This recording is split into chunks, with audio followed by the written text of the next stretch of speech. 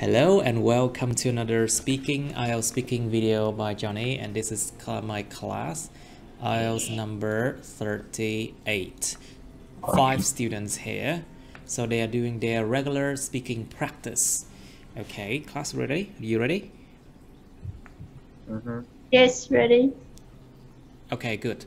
So last time we did reading and New Year already. Okay, so let's do topic part 1. 13, singing. So tell me, Mr. Nguyen, do you like to sing? Definitely, I don't like to sing because my voice were not born to be to be a Say again, singer. I can't hear you well. Nó cứ bụp bụp bụp lẩm bõm. It's like try again. Clearly. I don't like to sing because my voice don't allow me to sing. Because my voice is not very good, isn't it? Yes. Okay. Now, so tell me, Mr. Nguyen, do you enjoy listening to people singing? If you say you don't like to sing, do you enjoy listening? Yes, I very like to listen to the music. Like I listen to devotional song. What kind of song? Truyền công sơn song. Truyền công sơn songs, I see. You're pretty old. You're quite old. Oh, you're quite old style, I think. Vintage. It's a kind of classic. You're quite classy. Like, you know what the word classy means? Có class, có đẳng cấp. It's like we say the word classy, it means people have class. Con người ta có đẳng cấp. Like in everything they do, like in their hobbies, in their taste, cái gu họ có đẳng cấp. So tell me, Mr. Yoon, do you enjoy listening to people singing? Or do you like to sing yourself? I don't really like to sing myself because my voice is actually not good for singing.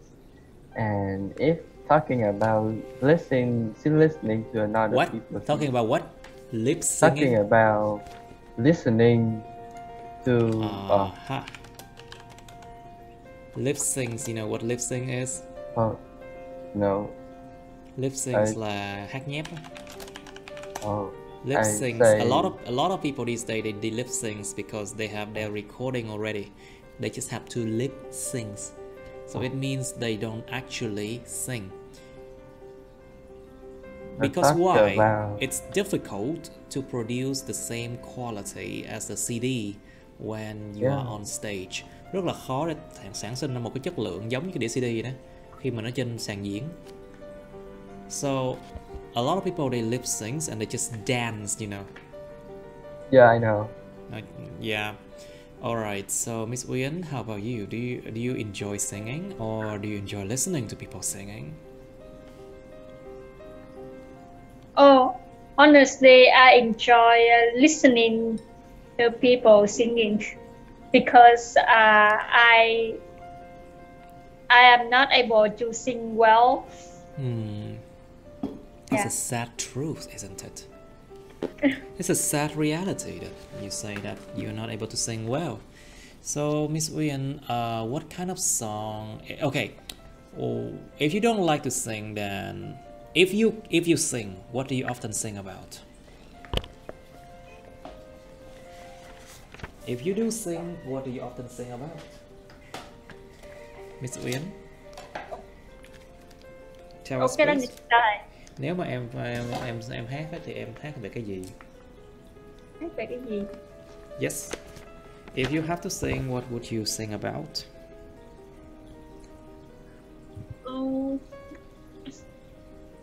Wow, I don't know, but if I sing, maybe when I hear a catchy song or just a song I love, I will repeat the melody. You repeat the melody, right? get You repeat the melody, giai điệu, the melody, and what else then? Okay, so how about you, Miss Thanh Phương? Do you think it is difficult to sing well, Miss Thanh Phương? Your microphone. You think it's difficult to sing well? Well, in my opinion, I think that it's very hard to sing well because singing needs a long time to practice. Sorry, it takes a long time to practice. To practice, of course. And also, it really needs motivation to sing better. Listen to what? It really needs motivation to right, sing. You need to motivation, right, Sing to sing well, and you need inspiration actually. Inspiration, phải có cảm hứng mới được. You need inspiration to sing well. Motivation is a bit different. Động cơ, động lực. Well, but I think motivation is not enough. Like for example, some motivation, like you sing because of money, or you sing because you like it, but it's not enough. You need inspiration as well. Chỉ động lực thôi nó chưa đủ đâu. Nó còn phải có cảm hứng nữa cơ. Like you need more inspiration to sing well. Okay, so Miss Phương, do you know why people sing? Biết tại sao con người ta lại hát không? Well, I think that music brings people happiness and sadness too. yes, and so they want to sing to inspire They their want to feelings, inspire the others, isn't it? their feelings to others, To do what? to others, To do what? Again? to others, Không hiểu. I don't understand that. to another people. I don't understand that. Đó, phát âm cho rõ vô nha. Be careful your pronunciation, please. Okay, try again.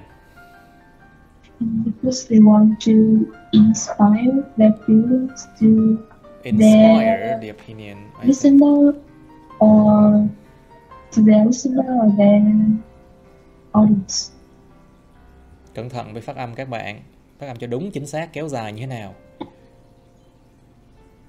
Okay, so Miss Thanh Phương, what do you think about karaoke singing? Do you think it's a good activity? What does it do? Actually, I think that karaoke singing is now increasingly developing nowadays, and because it brings people some memorable time with their friends. Some memorable time, yes. And also who go to karaoke. Phương, em để cái em đang dùng điện thoại hay dùng cái gì vậy? Nếu dùng máy vi tính phải để cái bút chì đằng kênh bên dưới á. Nó hở cái microphone ra sẽ nghe rõ ràng hơn. Put a pencil under your laptop so it will expose the microphone. Try it. Okay, now so tell me, Mr. Nguyen, what do you think about karaoke singing? Is it a good activity? I think it's a good activity. Not at midnight. Not at midnight. Yes, and I think we should sing in a karaoke shop. Ở cái chỗ mà I don't think it's called karaoke shop. It's just a karaoke place. Karaoke place. It's a karaoke place. Or this will be a good activity because we can gather out and sing together, but don't sing like in the outside or in the restaurant because it can annoy people Of course, you can around annoy them. so many people. So it happens to me that in Vietnam, people like to sing karaoke a lot, especially during wedding and even funeral too. Đám tang luôn đó nha. Even funeral, people sing karaoke a lot, and in other kind of occasions. So, Mr. Nguyen, what do you think about that? About that habit of Vietnamese people, they like to sing karaoke a lot in any occasion. What do you think about that? I think it's a traditional for a long time. So It's a traditional what? Yeah. Cẩn thận, tính từ hay danh từ? Be careful, adjective or noun. I think it's a tradition. Nếu mà tính từ traditional phải đi kèm danh từ chứ. If you use adjective, you have to use a noun after that, yeah? I think it's a tradition for a long time now. So it just happened because karaoke was introduced to Vietnam about 1980 something. Yeah, but it's true. It's flow to Vietnamese vein. We cannot stop it. Yeah, of course you cannot stop it. Even the police cannot stop it. Yeah, so it's quite hard to change. Even the police cannot stop you from singing. It's not really good because not everyone singing okay. It's terrible. Yeah, I know. And if people sing, oh my god, they sing so loud, and it's like they want the whole district to listen to them. Yeah. Muốn cả quận cùng nghe. It's terrible. Anyway, so you tell me, do you think school teachers should teach singing? Yeah, or should people teach singing in schools? Có nên dạy cách học hát ở trường không? I don't know really about this much, but it's quite hard. So at my school, yes, until high school, we stopped teaching singing. But singing is stopped about, I say, secondary school, something like that, right? Yeah.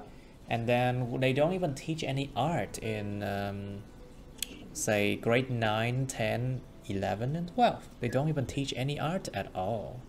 So it's not really good, because if we stop singing, if they are stopped teaching singing art, it's not really a good thing, because we need art in every aspects of our life, right?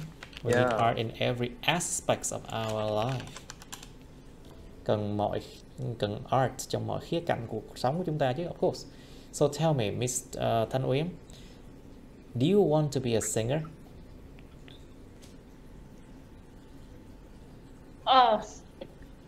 Actually, I don't want to be a singer. Why don't you want to be a singer? Because I'm not talented enough to... You're not talented enough. Tính từ. You're not talented enough to pursue it. To pursue it, I say. How do you know if you haven't tried? How do you know if you haven't tried? You know. Yeah. Maybe you don't know. You have to try it. I'm so sure I cannot sing. Yeah. Well, okay, maybe you are just not persistent enough. Yes, you know, that's persistent, right. bền chí, bền bỉ, giống như là kiên trì. Maybe you're not persistent enough. Who knows? Now, so tell me, Miss Thanh Phương, please. So, what kinds of music do you like to sing? Well, I'm really keen on singing. I'm really keen on. Singing. Tôi rất là siêng cái gì đó. I'm really keen on. Singing and kinds of music, and what the most interesting. Interesting. That's the most interesting. most interesting that Interesting nhớ không đầu. The most interesting. I really love singing is English song, and for the reason that when I singing English songs, I can also practice my listening and I can speaking. focus what? I can practice on listening and speaking skills. Okay. That's a good idea. Now tell me, so Miss Thanh Phương, what do you think of singing competitions? Em nghĩ gì về những cuộc thi ca hát? You know the competitions are all staged these days, right? It's like a movie. It's like a drama, a play. Everything was staged. Cái gì cũng đã được lên sàn diễn, lên chương trình hết rồi. Everything was staged. Bị gọi là dàn dựng hết rồi. Được dàn dựng, mấy cái gì được dàn dựng hết rồi. So, you know that even singing competitions, Vietnam Next Top Models, X Factors, all of those competitions are staged. You know that, right? Yeah. So, what do you think of singing competitions, Miss Phương? For me, inspired some dramas. There are also some competitions that can buy young talent for our country. Our what? For our country. Okay. And for example, is the voice kit that can buy some young singer at different age that have talented voice, and it also helps them to have money and help them to what? Help them to what? Have money. Thiệt luôn á, cái chất lượng nét nó tệ lắm luôn á Phương. Thầy không có nghe được cái không, nó rất là khó nghe bên em luôn á Phương. It's really difficult to hear from your side. Okay. Alright, so tell me, Mr. Tân Nguyễn, what do you think of singing competitions? Should we continue having a lot of those competitions? Does it help the competitors in any way? Does it help people in any way? Does it serve any function? How does it help? So I don't know how, because I never see a singing competition before, so I don't know how things going on there.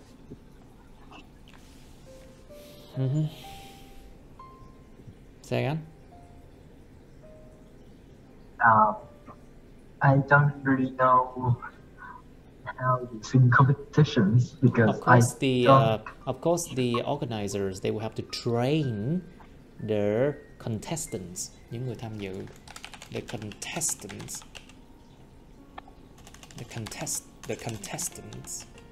người tham dự cuộc thi, or we call them competitors. You can say competitors, or contestant is better. Well, they have to train these contestants, and the training can be quite intensive. Cái training nó có thể nó khá nặng đấy. And so, of course, they have to be able to show the best that they can achieve. You know, so everything is staged, but then the competitors will have to be able to show the best version of themselves.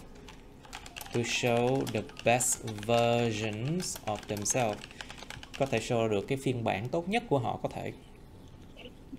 So that's about singing. Now let's go on to let's do a topic part 1 called studying mathematics, but maybe that's later. Okay, let's go to part 2, shall we? Yeah. Okay, part 213. Oh, about companies, huh? Okay, I'm just gonna make it this way. You can see it now. Okay, describe a company that employs many people. Miêu tả một công ty mà nó thuê rất là nhiều người. You should say what it does. Công ty này làm về cái gì? So what does a company do? What does the company do? Cái công ty này làm gì? How many people it employs? Cái công ty này nó thuê mướn bao nhiêu người? What kind of people work there? Những người như thế nào làm việc đó? Like what kind of major are they?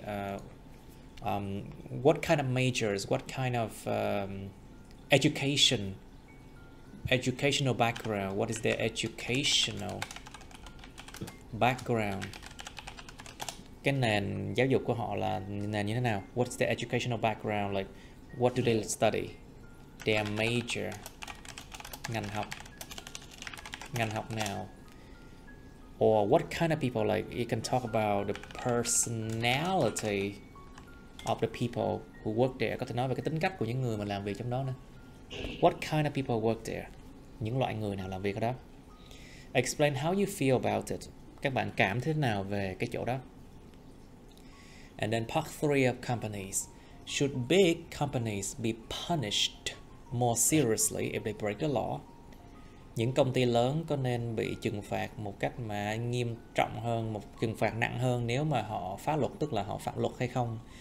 Think about the fact that companies often, exploit. They often exploit workers. Họ thường bóc lột sức lao động của người làm công.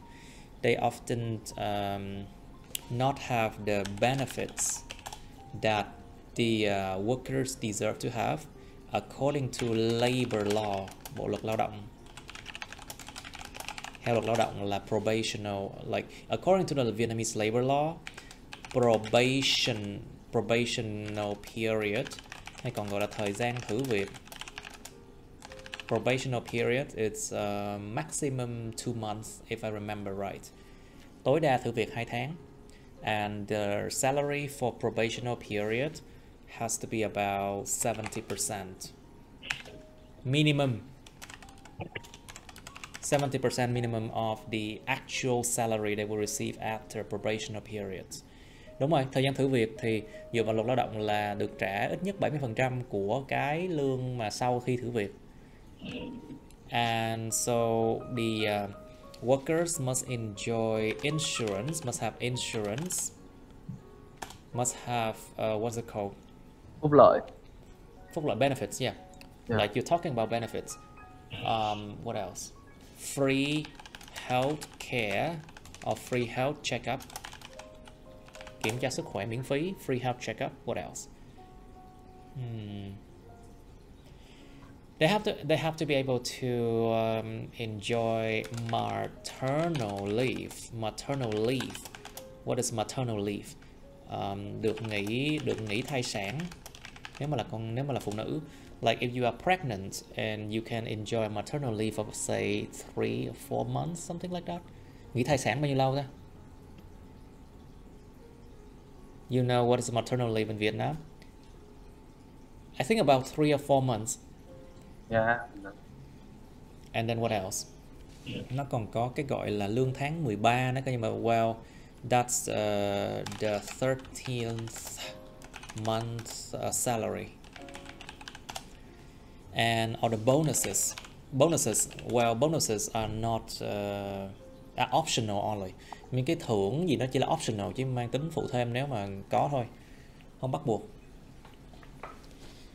So if they break the law, of course, company can break the law by exploiting its worker. Mostly, phần đông là họ phạm luật là do là họ bóc lột người lao động thôi. And of course, they can break the law by destroying the environment. Có thể là hủy hoại môi trường. They can break the law by forcing employees to work overtime without pay. Bắt người làm công làm việc thêm giờ mà không được trả tiền. That is exploitation. That is exploitation. Đó là sự bóc lột đấy. And what else? They can break the law by doing illegal thing as well.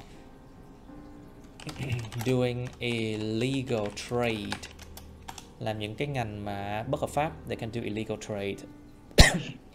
So the question says, should big companies be punished more seriously if they break the law?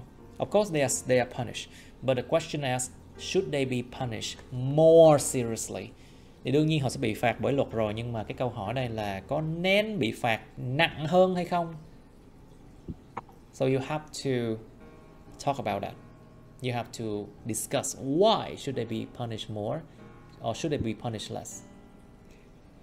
Who should be held responsible? Ai nên chịu trách nhiệm?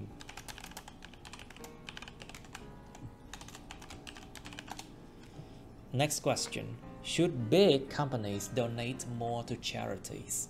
Những công ty lớn có nên là tài trợ hay là nên cống cái donate tiếng Việt là gì ta? Có nên bỏ tiền tài trợ, bỏ tiền thêm cho trừ từ thiện nhiều hay hơn không? Quyên góp. Thành kiểu những công ty lớn có nên quyên góp nhiều hơn cho từ thiện hay không? Well, think about if you are a big company, you have a social responsibility. Nó gọi là trách nhiệm đối với xã hội. Trách nhiệm đối với xã hội nha. Nếu các bạn quá lớn, công ty lớn như vậy phải có trách nhiệm giúp đất nước. If you are a big company, of course you have a social responsibility to help the society, giúp xã hội, to help the economy of the country. So should big companies donate more to charities? Tại vì nếu mình lớn quá rồi, đương nhiên là cái sức ảnh hưởng của mình nó lớn, thì đương nhiên mình phải có cái trách nhiệm đối với cái xã hội mình sinh sống nhé. If you have the responsibility, a lot of responsibility, because you are a big company, I think you should try to donate more to charities. Try to help the society. Okay, next question. What are the good things about working for a big company? Làm việc cho công ty lớn thì có những cái điều tốt nào? Think about the prestige. Prestige. Sự nó gọi là gì ta? Cái danh giá. The prestige. Rất nhiều người á, gọi là dù lương không có nhiều nhưng mà thực sự họ làm cho công ty lớn á, nó làm nở mày nở mặt. Giống như kiểu mà danh giá, you know. Well, a lot of people they work for prestige in Vietnam. Even though their salary is not much, but if they work for big companies, they feel proud of themselves, you know. Well, it depends on what you think is important when you work. What else? When working for big companies, what's a good thing? What do you think, class? Mấy bạn nghĩ xem. Làm việc công ty lớn có lợi gì? Đặc biệt, đương nhiên công ty lớn sẽ có cái cơ hội thăng tiến tốt hơn. Of course, bigger companies, you have more chances for promotion and career development, và sự phát triển nghề nghiệp và thăng tiến, nhiều cơ hội cho phát triển nghề nghiệp thăng tiến. What else? Well, big company, it's harder for bigger companies to go bankrupt, you know. Thực sự công ty lớn như vậy, những công ty lớn thì thường là nó sẽ ít có khả năng phá sản hơn những công ty nhỏ. It's harder to go bankrupt compared to smaller companies. So it might provide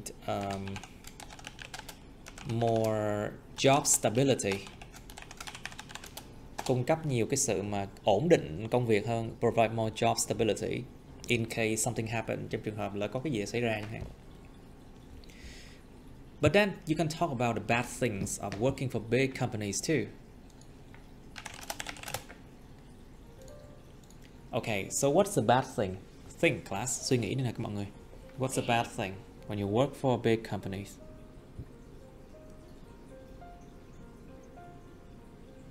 Class, what do you think? Suy nghĩ mọi người, suy nghĩ. Please think. I need your feedback.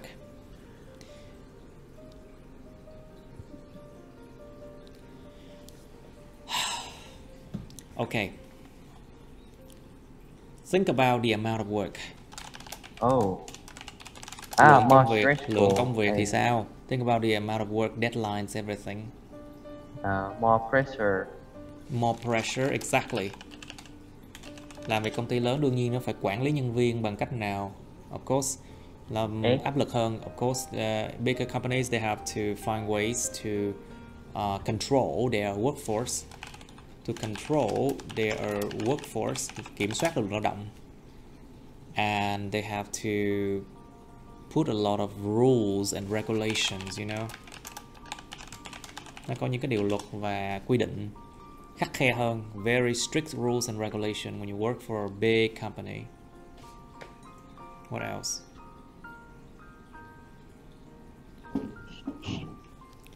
Think about the salary. Is it good? You think working for big companies bring you more salary? It depends on how the... It depends, right? It depends. Yeah. What else? Nó tùy vào cái văn hóa làm việc của cái nơi đó nha. It depends also on like the workplace culture, you know. Văn hóa ở nơi làm việc. Nó tùy cái văn hóa, nhưng mà có nhiều nơi ở Việt Nam thấy làm việc toxic lắm luôn á, rất là độc hại luôn á. Mà nhiều nơi cũng được. Like I've seen many toxic workplace cultures in Vietnam, but also some of them are quite good too. What else?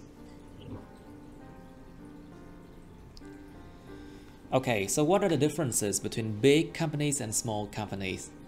Sự khác biệt với công ty lớn, công ty nhỏ là cái gì? Đừng nói là kích cỡ, đừng nói kích cỡ nha.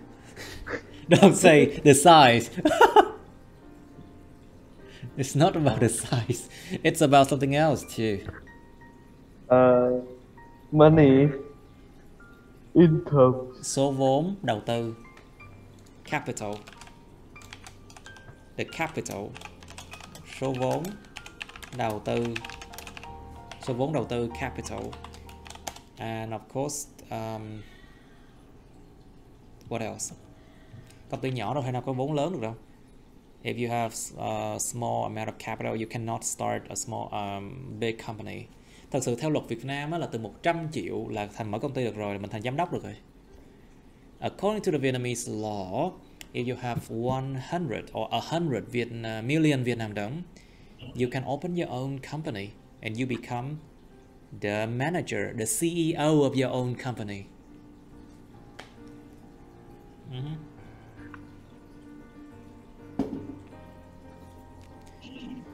Okay, so you have to find the differences. Of course, smaller companies employ fewer people, much fewer people than big companies. And so, what else? Họ thuê mướn ít người hơn, so what else? Nó sẽ thu hút ít cái nhân công tốt hơn, tại vì sao? Những cái công ty lớn thì thường nó sẽ thu hút những nhân công chất lượng cao, thu hút nhiều nhân công hơn, tại vì người ta thích làm những cái chỗ mà bự hơn, nhiều khả năng hơn, nhiều cơ hội hơn, you know. So if people say that big companies, there are more chances, more opportunities, so it attracts more people.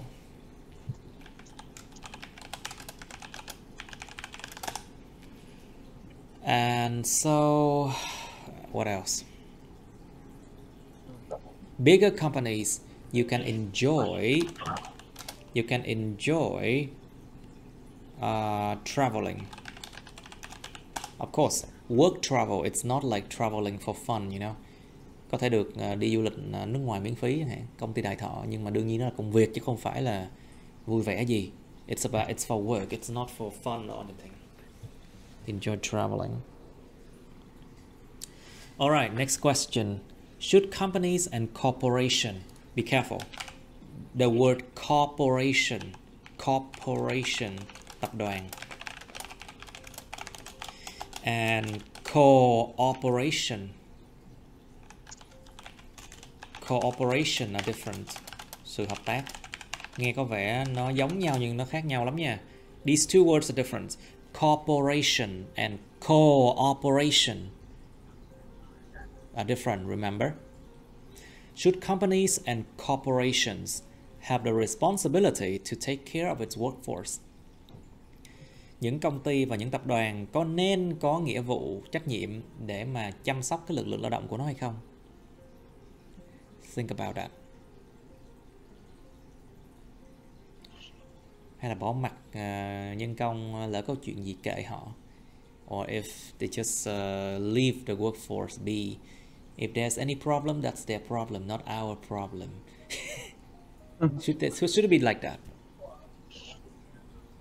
Should the companies and corporations try to take care of the workers' health, well-being, sự khỏe khoắn tinh thần thể chất, well-being, sức khỏe health, financial health as well, sức khỏe về tài chính không? Like lỡ có ai đó bị vấn đề thì công ty có nên cứu giúp không? Like if there's a problem with a worker, should the company try to intervene? To intervene, can thiệp vào. Alright, please think about this one. It's a big topic. Nên là cái chủ đề này khó và to bự nha, phải không các bạn? 3 minutes. Okay, let's do it. Quickly, class. Okay, you first. Please describe a company that employs many people. Can you do it? Oh, okay. So that company is named miHoYo. After in a few months now, it changed to a HoYoverse because it now become a bigger company. There's over a thousand people right there working for that company. So that company is working. It's making games. Oh. For game maker. Yeah, game makers for all gamers around the world. Wow, so they are international right in a way. And it's located in China, but I don't know which place actually. And so, in my thinking, I like this company too. But if thinking about working in that place, I think no, because it's big and it's from a really pressure country. What? China is the most pressure country.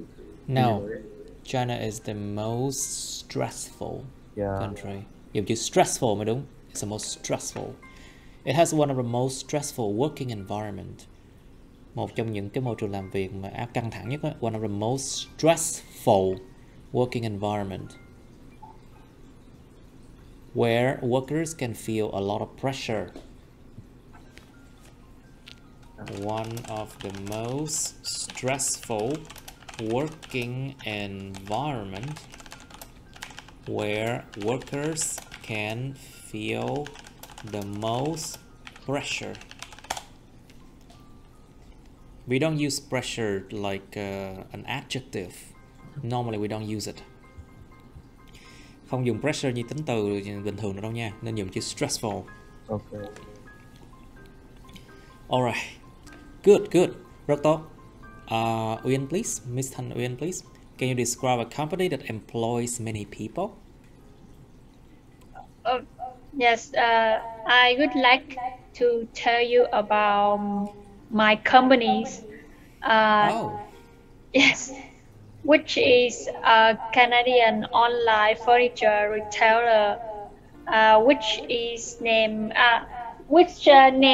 article. It's launched in 2000. It's launch. It's launched. In Launch. 2013. 30 or 13? 13. Be careful. 2013. Y kéo dài. E 13. 13. Mm-hmm. Yeah. 13. Yes. During the pandemic periods, so many company Went bankrupt. yes, bankrupt. They went bankrupt. Họ bị phá sản. They go bankrupt. They went bankrupt. My company employ more than 2,000 workers. Now they have only 500 left, huh? Yes, in Vietnam, North America, and Canada. Okay. Yes, which include the local residents and Resident or president? President. Resident. President or resident? Resident. Resident. Okay. Những cư dân địa phương. Very good. And foreigners. Expat đó thầy. Ta hay dùng cái chữ expatriate. It's called expatriates. Expatriates, những người làm việc nhưng không sống ở đất nước họ được sinh ra, nó gọi là expats. We call them expats. Expatriates.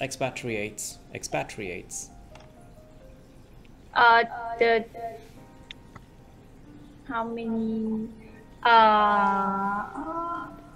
You know, 2% of the basically 2% of the world are people who live and work in another country, right? Yes. 2% thế giới đó, dân số thế giới là 2% là làm việc ở đất nước khác. So it's like a lot of people, they are expatriates. True. So how you feel about it? Yes, I feel the employees here is really talented and productive. Productive. Yes. Productive, có thể làm được nhiều việc. As well, they really have many working experience in furniture industry. Much working experience. Bạn nói chữ kinh nghiệm không đếm được nha. Experience that you're talking about is uncountable now. So much working experience. Tại vì cái experience đâu đếm được đâu. Có dùng much. They have much working experience. Còn cái experience mà đếm được nó là trải nghiệm. Cái kinh nghiệm không đếm được. Yeah. Okay, much working experience. Yes. And most of workers in my company are satisfied with the company policies and benefits. Oh, that's why they decide to stay. Yes, the company provides a lot of advantage for the employee, like medical facility, transportation,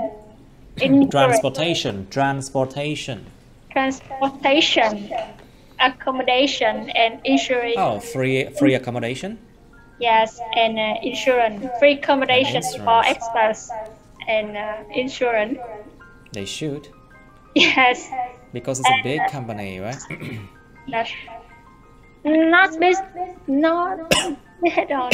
Sorry. Just startup company. It's a startup. Oh, it's a startup. This startup company has the explosive growth. Yeah. An explosive growth. That's an interesting way to say the growth. An explosive growth. So I feel very proud about my company. Oh, that's pride you're talking about. So you work for prestige, do you? You work for prestige. Em làm việc vì cái danh phải không? You work for prestige, I'm sure, much more than the others. It's fine. Everyone has their priorities. Ai mà chẳng có cái priorities của riêng họ. Priority, sự ưu tiên. Maybe you prioritize prestige and pride more than money and other things. Everyone's priorities are different. Cái sự ưu tiên của mỗi người khác nhau chứ. Có lỡ đâu em chọn cái danh hơn. Well. Yes. Well. Okay, Mr. Nguyen, please describe a company that employs many people. So I will talk about Grab. About what? Grab. Grab.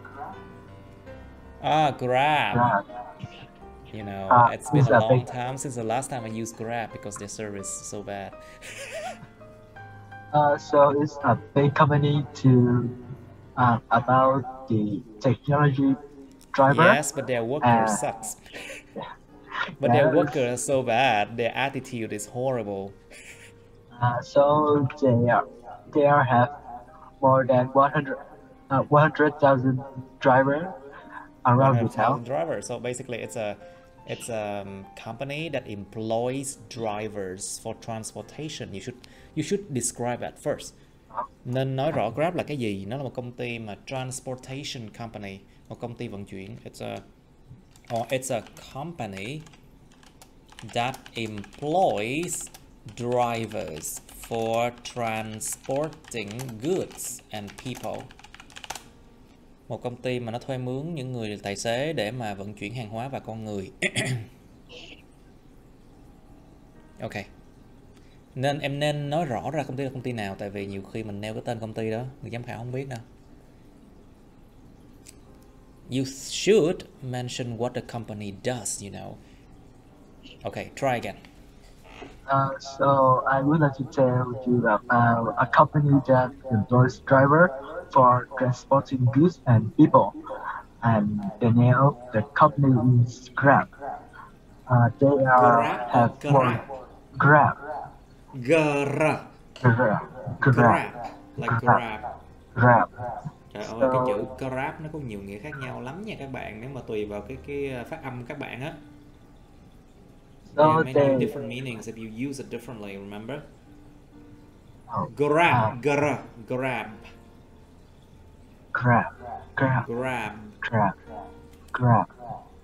So Grab. Okay, continue please. So they have more than 100. 100,000. They have more than 100,000. 100,000 workers and drivers.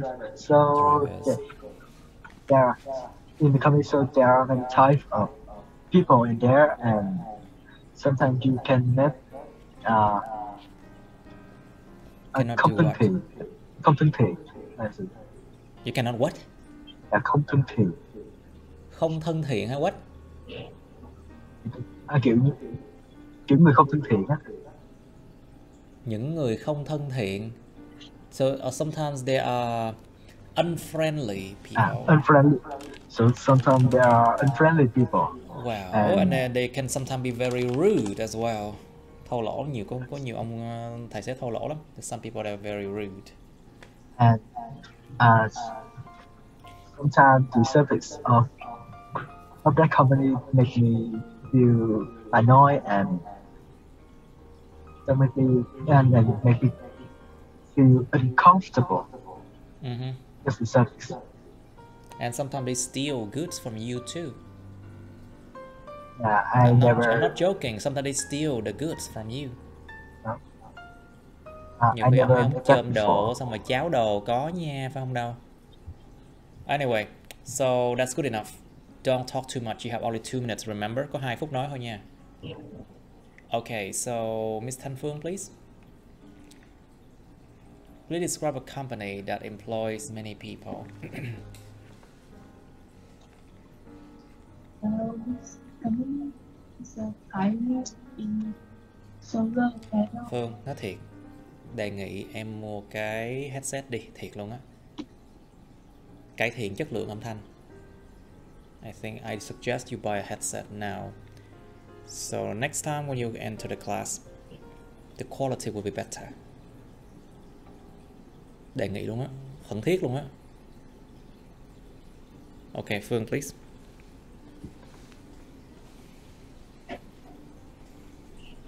I'm listening. This company is a pioneer in solar panels manufacturing and sales. Can't hear you well. Okay, try again. Lại đi, try again. This company is a private in Seoul and Okay, just continue. Go on, please.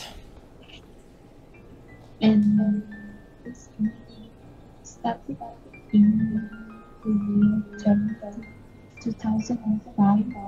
It's just Okay, 2005, yes. just 20 employees.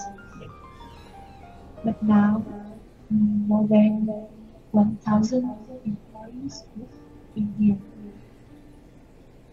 And what kind of people there I say working?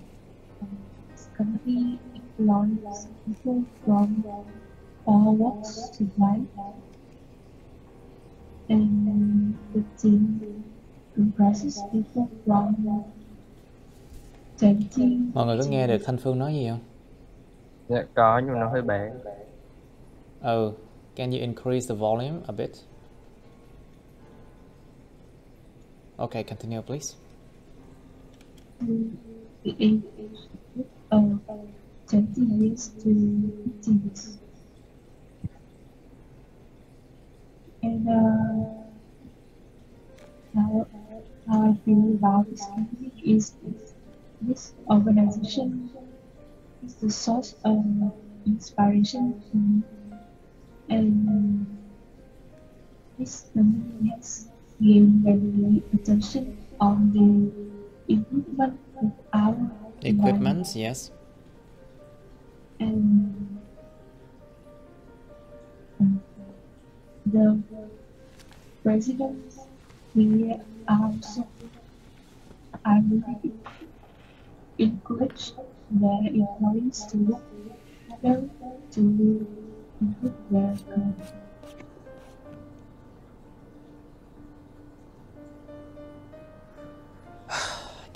Really say hear anything about it, thiệt luôn á. Phương nói thiệt luôn á thầy, nói thiệt luôn á. Đầu tư mua cái headset đi cỡ khoảng 200-300 là được rồi. Tại vì không có nghe em nói cái gì nó rất là mù mờ luôn á. It's really hard for me to listen to you. Really. Hoặc là em xem lại kỹ xem là cái nó lựa cái microphone gì. Click vào cái chữ mà cái dấu mũi tên á, cái bên cạnh chữ mute á, xem nó lựa cái microphone gì. Sử dụng microphone gì. Thường là cắm microphone ngoài ấy, hoặc là một cái headset hay cái gì đó vào á, đương nhiên là cái chất lượng âm thanh sẽ tốt hơn nhiều rồi. Okay, anyway, let's do part 3 of companies now before I become really angry with the quality of the sound.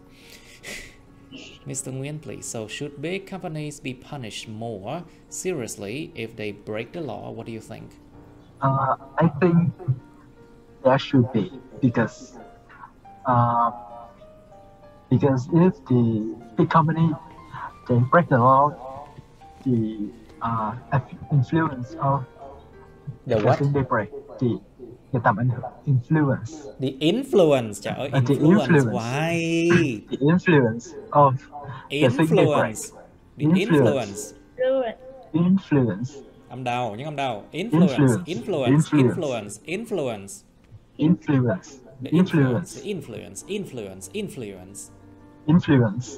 So the influence that the things they make can affect many things. Can affect many things to the economy. Like in Vietnam, there are a financial company that break the law, so it affects many. Of course, they can lobby. It's called lobbying, you know. Hành vi là chạy vận động hành lang á. Vận động hành lang chính trị. Well, it's called lobbying. They can just bribe. They can just bribe people. Có thể là hối lộ người khác. They can bribe people lobbying for problems to get solved, you know. They can lobbying so that the government will keep a blind eye on Dumb. Chính quyền sẽ gọi là biết mà làm ngơ. The government will keep a blind eye on them. Continue, please.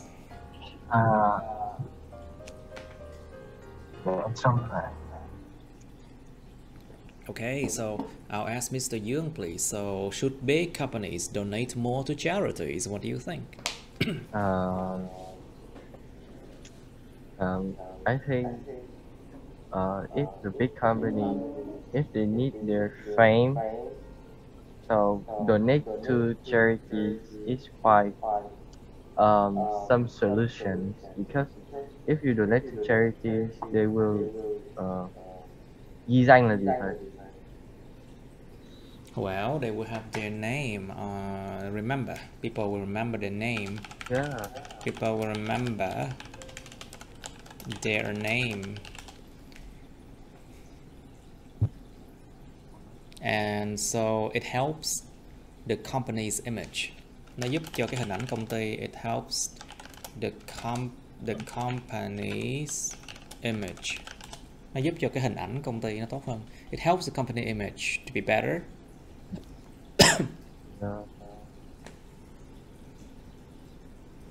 And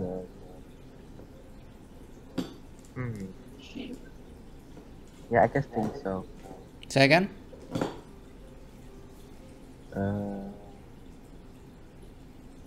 What can I say more?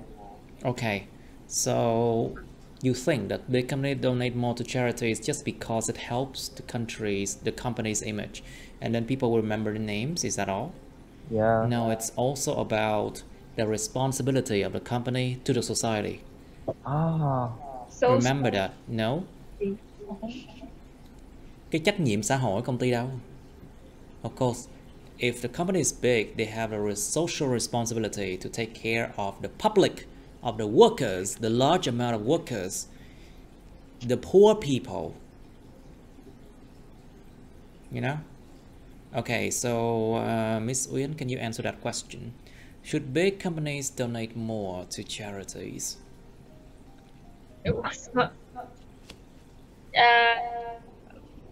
For my opinions, I believe the big company Big hoài, y kéo dài đó.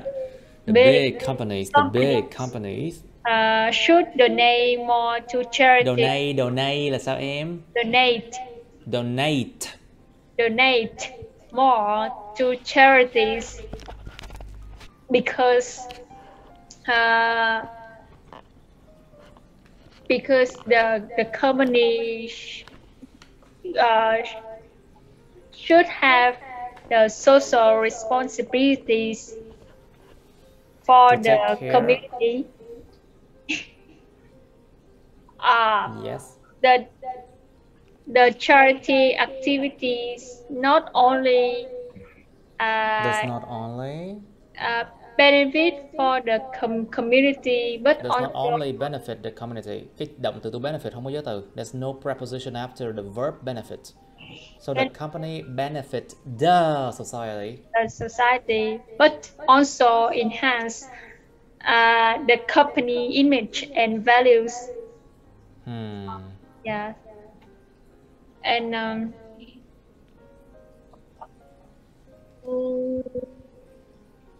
then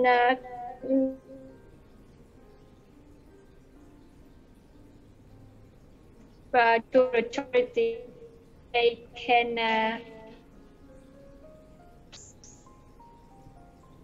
help. They can support the country to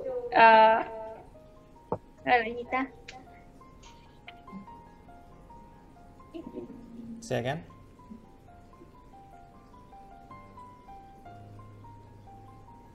Kiểu mình sẽ làm cho nhân viên cảm thấy nó It công will ty help the employees feel more cared for, right? Yes. To feel more cared for. And basically some company they use charity as a way to advertise themselves, you know. Dùng cái vụ mà từ thiện như một cách để mà quảng bá bản thân thôi. Like, nếu mà không bỏ tiền cho quảng cáo thì họ bỏ tiền từ thiện cũng vậy, cũng được tiếng không?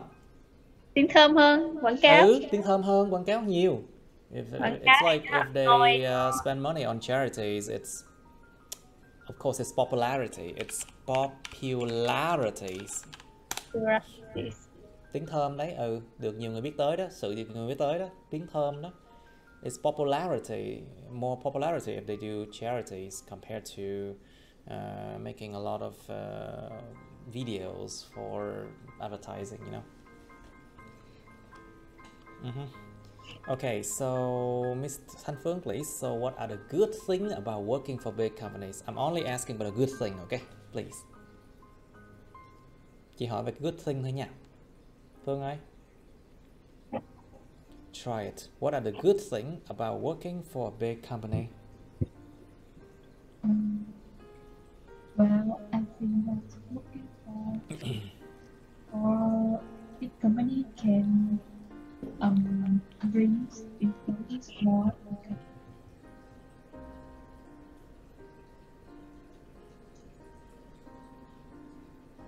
Yes. Hello. And also leads to.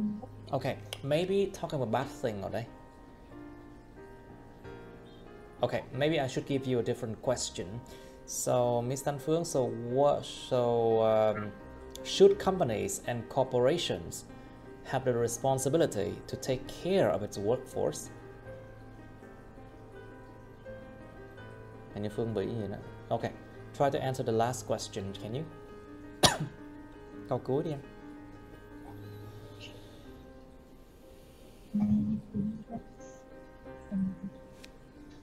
They should take care of their workforce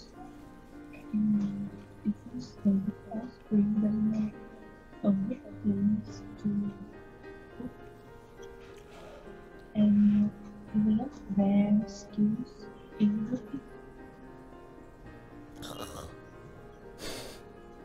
But seriously, you need to increase the volume, tăng âm lượng thôi thì không có nghe được gì luôn á. I can't hear you. Seriously. You're like she's snoring. I'm really sorry, but I cannot. Yeah. Thiệt luôn á, học online các bạn phải hiểu được điều đó là thứ nhất phải có mạng vừa đủ tốt. Thứ nhì là phải có thiết bị mà không bị vấn đề gì cả. Thường cái headset á, chuyên dùng học online. When you learn online, you need to know that you need to have like an okay internet and maybe a headset or something that that's good enough for online learning, you know. Okay, so your turn. Try to answer the question. Should companies and corporations have the responsibility to take care of its workforce? Yeah, so it's a really big responsibility because if they care and they look after their own worker, their workers will feel really safe. They can feel how can I say? Feel really safe. Yes, true. And so what is the result of that? Cái kết quả của chuyện họ feel really safe là cái gì tiếp theo nữa? Còn gì nữa? They are more active in working and more loyal to the company. Trung Yes. thành hơn với cái công ty đó. More loyal to the company.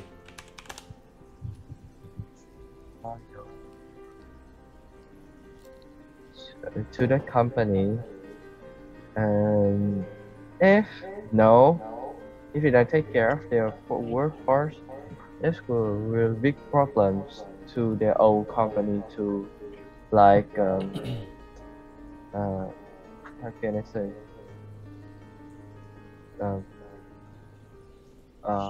Chiến tranh nội bộ là sao vậy thầy?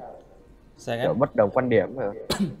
If there is any conflict of interest, cái sự mà conflict of interest, sự đấu tranh giống như cái sự mà xung đột về lợi ích đó. Xung đột về không phải lợi ích mà là xung đột về sự hứng thú, lợi ích. The conflict of interest, sự xung đột lợi ích in a company. Well, it happened. Yeah, it happens sometimes. Yeah. Yeah. Then what happened? Yes, please continue. Tiếp tục. I want to And hear. more tremors, which decrease their own frames, their own frames of the company down. So that's what I think. Okay, good. Now, so Miss Uyên, please. So what do you think? What are the good and bad things about working for a big company? I hope you know the answer. I hope you know the answer for this. Yes, I know the answer for this. Of course, because you have. I guess you have worked for a few companies already. Yes. Do you jump from jobs to jobs often? Em có thường nghỉ việc không? Not often. To jump from jobs to jobs. Yes, because I really lazy to go to the interview with the company. Interviews are never really easy, you know. Yes. They will ask you a lot of questions, unrelated questions. So the three good things about working for a big company is firstly, the biggest advantage when working for the big company is you will have the attractive profile. The attractive profiles. Yes, because the big company really famous in the job market. Yeah. Okay. And secondly, you will have the high salary when working in the big company. Okay. And you will have many opportunity to get the training, professional trainings. Okay, the professional training, yes. Of course. Okay, Yeah. so what are the bad things then? But the bad thing is that you must work under high pressure every Under day. high pressure every day. Yes. And then you have to face KPI, deadlines, and a lot of things that cause you a lot of stress. That's right. Exactly. I know it for sure. I knew it so well. You have to face a lot of deadlines every week, every day. When you wake up, when you wake up, there are calls from your boss, there are calls from your customers. It's terrible. Kiểu nó nặng hệ thống á, sao lại the big company. Big company often have sluggish, hệ thống rất là lâu lắm. A sluggish and slow system. Yes. Sluggish nó chạy rất là chậm chạp luôn á. Sluggish means very slow. A very sluggish and slow system. So it's hard. It's harder to get things done. Rất khó hơn để mà thực hiện làm được mọi thứ. It's hard to get things done. Yes. Cái gọi là tỷ lệ đào thải đó sao thầy? The turnover rate. Tỷ lệ đào thải trong lực lượng lao động.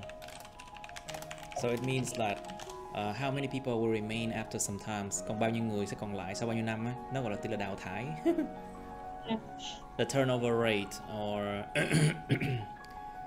yeah, the turnover rate is quite high, isn't it? People jump from jobs to jobs a lot. Cho nhảy việc chuyện thường em. Đúng rồi. It's normal to jump from jobs to jobs. I would do the same, no problem. If I was working I would jump from jobs to jobs.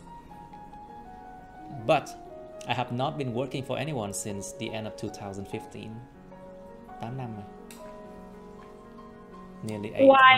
Nearly 7 years. Why did you choose this? To work freelance? Because yes. I don't want to work under pressure. I don't want to work under any kind of deadlines or someone who tells me what to do. I don't want to have someone to tell me what to do. You want to set your deadline. I'll set my own deadline and work according to my ability. Oh. And then I have total freedom. Có sự hoàn toàn gọi là tự do hoàn toàn luôn á, total freedom. But you have to have good discipline if you want to work as a freelancer like I do. Không có kỷ luật không làm freelancer được đâu, thiệt luôn á. Because discipline creates freedom. Kỷ luật nó tạo ra cái sự mà tự do đấy, nó thiệt. Because if you have this good discipline, people will trust you. And then you have more work to do, you have more money. And that is financial freedom. Đó là cái sự tự do về mặt tài chính. Tại vì có nhiều tiền, đủ tiền để sống, nhiều tiền để dành chẳng hạn. That's financial freedom. So you must have good discipline. Cái discipline cực kỳ quan trọng luôn á. Alright, so Mr. Nguyen, please. So tell us, please, what's the differences between big companies and small companies? Can you answer this question? I think it's depend on the value of the company. Like, and depend on what? The tax thing is depend on the value. That's the what? The value. The balance, right? The value. Value. Okay. The value. Oh my god. The value. The value. The value. Nghe sao ra balance? Oh my god. The value of the company. The value of the company and the tax they pay for the government. Mm-hmm. The tax they pay for the government, yeah. Yeah, it's like công ty bự phải trả nhiều thuế hơn. Nếu báo lỗ thì khỏi. Like most of the company, well, bigger company, they have to pay more tax for the government. But some company, if they declare themselves that they make a loss rather than gain something, then the government will consider them that they don't have to pay as much tax, you know. Chọn nghĩ sao công ty hoạt động mấy chục năm vẫn lỗ hoài. Nhiều chuyện xảy ra lắm nha. It happens a lot in this country. Okay, please continue. And it depends on Depends on what? Cái lượng tài sản của tiếng Anh. What? Cái lượng tài sản hả? Yeah, cái lượng tài sản.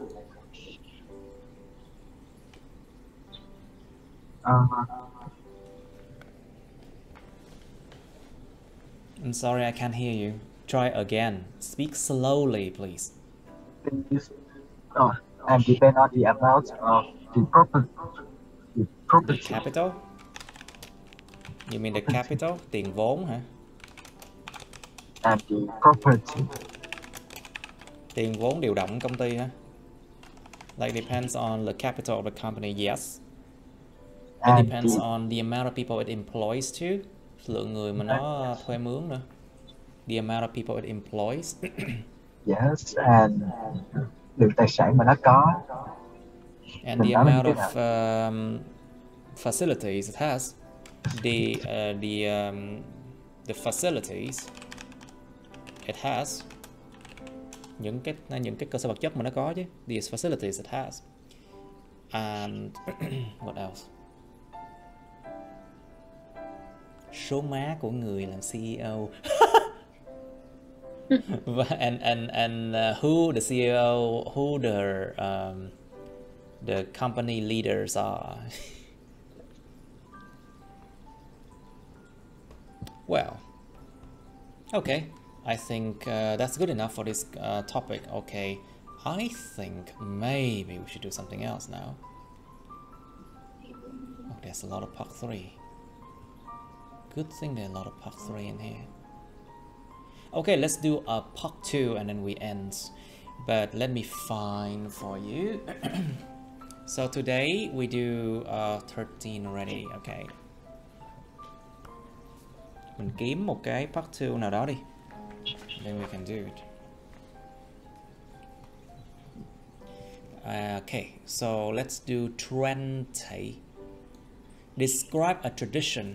Tradition. Chứ không phải là tradition nha. No, it's tradition. I'm square. Tradition. Describe a tradition. A tradition. Tradition. Describe a tradition in your company. Miêu tả một cái truyền thống ở trong đất nước bạn. Like for example, what you should say, what it is, truyền thống gì vậy? Who take part in it? Ai tham gia vào truyền thống đó? What activities there are? Có những hoạt động nào lúc đó? Explain how you feel about it. Giải thích là bạn cảm thấy thế nào về cái truyền thống đó. Like what kind of tradition? Ví dụ như là về truyền thống wow, there's a lot of tradition I don't want to talk about in this country. Ví dụ như truyền thống cưới vợ gả chồng, tradition to đến nhà người khác thì phải làm gì đó, thì người khác phải tiếp đãi, có tiệc này nọ, you know. That's a general tradition. In Vietnam, if you go to another people's house, they should open a party, throw a party, something like that. If you haven't met for a long time, and when you finally meet, people like to throw parties and invite people in, you know, and then they sing karaoke very loud and things like that. Nó là một cái tradition luôn. Đặc biệt cái tradition nó cực mạnh khi mà mình đến những vùng quê á. The tradition is extremely strong when you go to the countryside. Sometimes good, sometimes bad.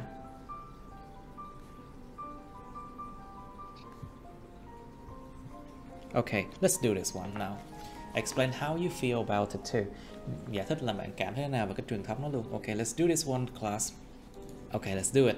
Nguyên, please talk about tradition in your country, can you?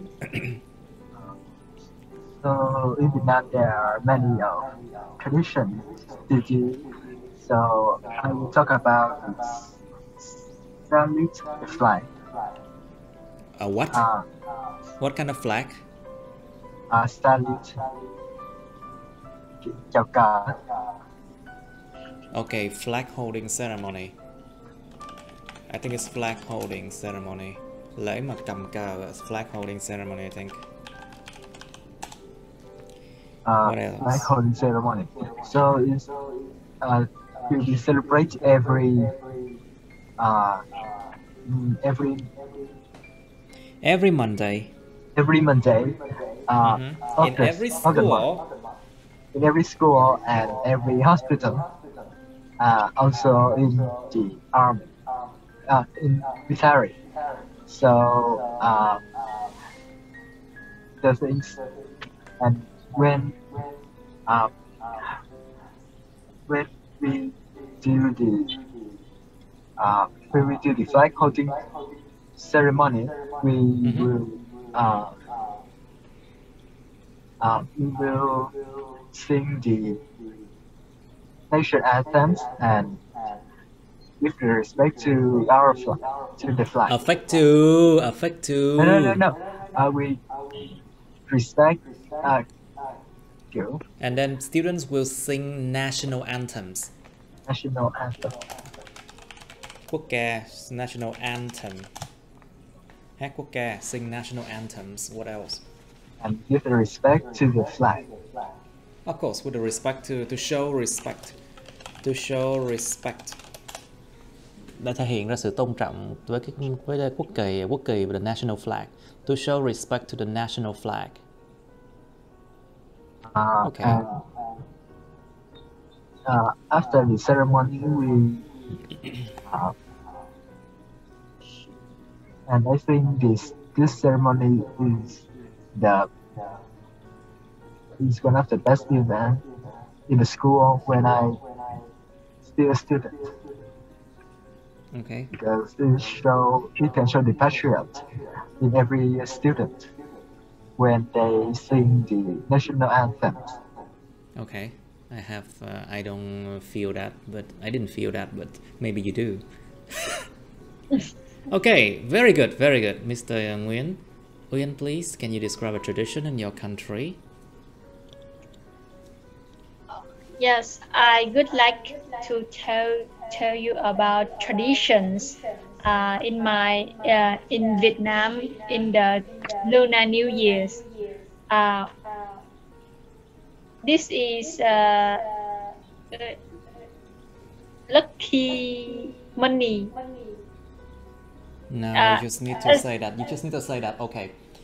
In the Lunar New Year, during the Lunar New Year, the adults they give to children lucky money. Red envelopes. Bao đỏ. Yeah. Red envelope. With the paper money inside. No, we don't say paper money. With cash inside. With cash Tiền mặt. Mà phải là tiền mới nha. Like cash with cash inside, and it should be new money. It should be new banknote. We don't say cash anymore. I think we say new banknotes. No. Những tờ tiền mới, banknotes. Những cái tờ lấy từ ngân hàng á, new banknotes. Yeah, new banknotes. These no blessings for a new year of the good health, lucky and happiness for the children. I don't need that. I just need bank transfer. Tôi chỉ cần chuyển khoản thôi, tôi không cần tiền mới đâu. I just need bank transfer. I don't need new bank notes. Well, I'm a very practical person. Tôi là một người rất thực tế. Yes. Anyway, but that's the tradition, yes. Okay, what else? How do you feel about it? I feel very excited, even though I feel very excited of when I receive the lucky money, even though I am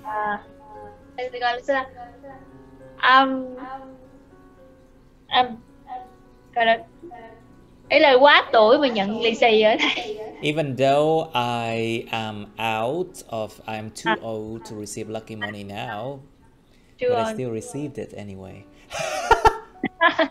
I still received it anyway. Yes.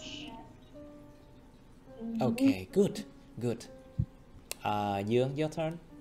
Okay, so there's more Vietnamese traditional Vietnam. It's on the table, eating table. So before you eating, what you table? have to invite everyone to eat. I had to invite everyone to have meals. Yeah. Thay vì nói là to eat mà chỉ là to have meals thì. To have meals, okay. Dùng bữa. To have meals. Okay. To have meals, okay. To have meals, and you cannot say like invite everyone to have meal. You have to invite each other person from the oldest to the youngest people on that table. And so it's actually if you invite like that, everyone will think that you are quite polite and okay, that you are polite and you're polite and học thức thế nào thôi. And polite and well, có ý thức hả? Kiểu dạng có học ấy hả? You're polite and know how to behave. Know how. I behave well. And well behave. Well behave. Well behave. Well behave. You're well behaved and có thể. And that's it. And how you feel about that tradition? And for me, yeah, so it's a really old traditional, and I think that it might improve in the future because it will improve in the future. Yes, it will. Yeah, because some children right now are teenager, they are quite don't do like that. So I think this might be improved in the future. Well, it will, because tradition, they actually lives on and they survive because the people believe in it. If people do not believe in it anymore, then tradition dies. Con người ta không tin nữa thì cái tradition nó die thôi, nó chết thôi. You know? Yeah. Okay, Miss Thanh Phương, can you try to describe a tradition in your country? Miss Thanh Phương, please. But really, you need a new headset, okay? Thanh Phương, are you ready?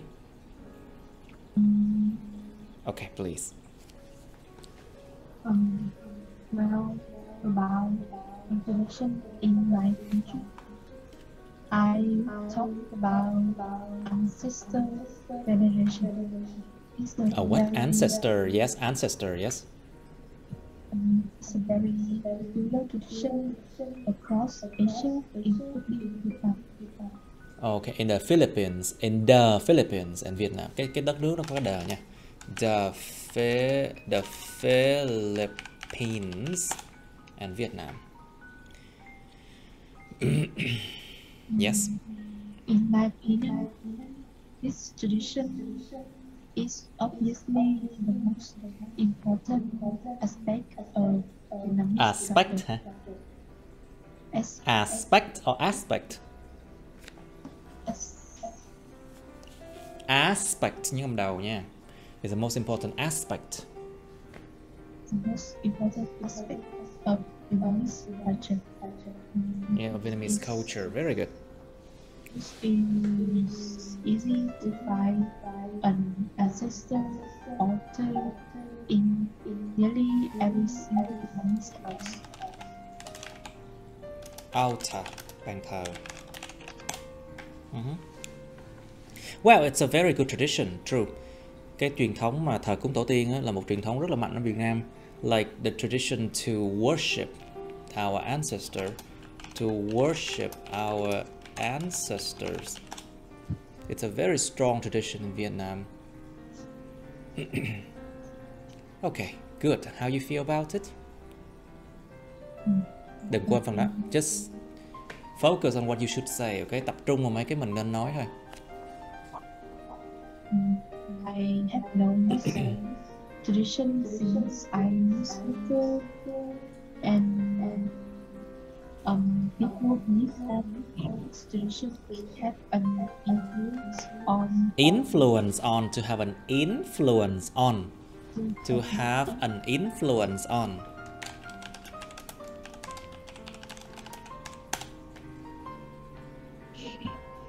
Yes, to have an influence on the proportion of the living.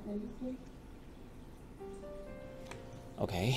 So Vietnamese people usually carry out these ceremonies not only to show their beauty, also to ask show respect. To show respect, thể hiện sự tôn trọng người đã khuất. Để coi. To show respect for the dead.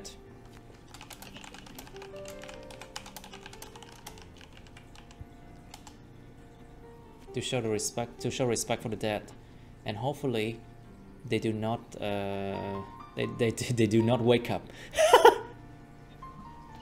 Wow, just a joke. Để mà show ra cái sự mà tôn trọng đối với người đã khuất và hy vọng là họ đừng tỉnh dậy. Wow. Because if they wake up, that would be a problem. Yeah, that's right. You don't want them to wake up, yeah. They don't wake up, but they wake you up while you sleeping. Really? So, when you what? While you sleeping, they wake you up. Thực sự người âm mà không để cho người dương yên là mệt mỏi lắm nha. Wow. Khi ngủ lên được gọi dậy. if the spirits do not let the living live their life normally, it's not gonna be fancy. It's not going to be pretty. Không có đẹp đâu, không có ổn đâu. You know. Okay, so that's it for today, I guess. Okay, that's the end of my videos. Please like, share this video with your friends, subscribe to my YouTube channel, and press on the bell button next to the subscribe button so you can get notified about my new uploads, okay? You can also press follow my Facebook, but please don't add me on Facebook as friends, okay? Cảm ơn các bạn đã theo dõi nha. Các bạn hãy nhấn vào like, chia sẻ video này bạn bè các bạn. Nhấn vào nút đăng ký kênh YouTube mình và nút cái chuông kế bên cạnh để đăng ký kênh đó, để mà các bạn có thể được thông báo về những video mới nha. Các bạn cũng có thể nhấn vào nút theo dõi Facebook mình, nhưng nhớ đừng kết bạn Facebook mình nha. Thank you and see you. Bye.